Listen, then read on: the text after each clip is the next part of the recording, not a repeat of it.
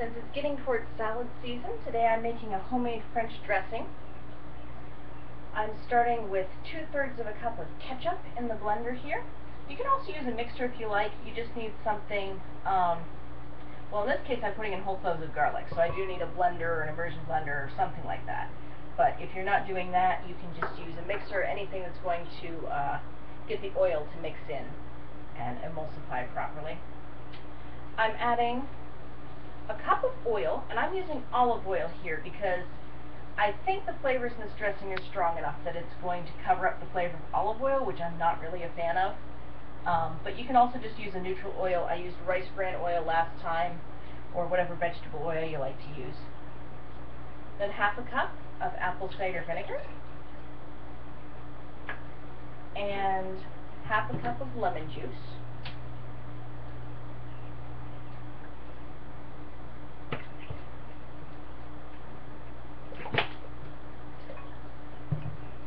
And a cup of sugar. I prefer using turbinado sugar, and it worked great last time I made this, but I'm almost out right now, so this is evaporated cane juice that I'm using.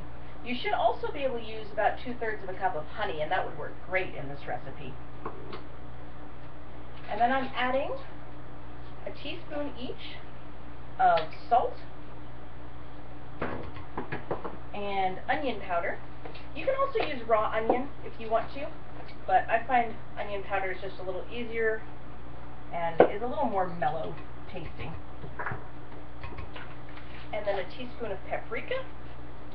Be careful about what kind of paprika you're using. If you don't want this to have a spicy edge, make sure that you're using a mild paprika, as this is.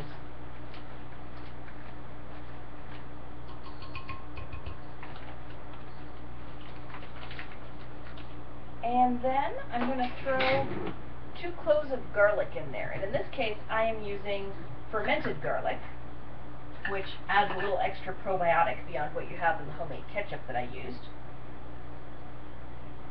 But you can also just use 2 plain raw cloves of garlic, or you can use probably 1/4 teaspoon to 1/2 teaspoon of garlic powder if you prefer.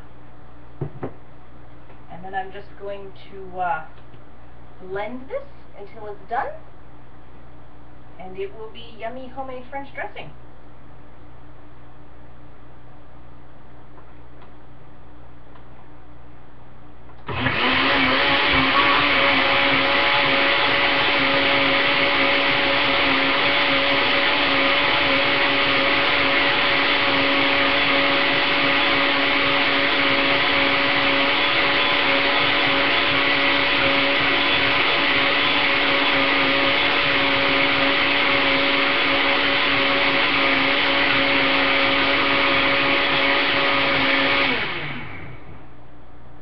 And there you have it. You want to make sure that the garlic is all blended up before you stop, and then you can store this in any mason jar.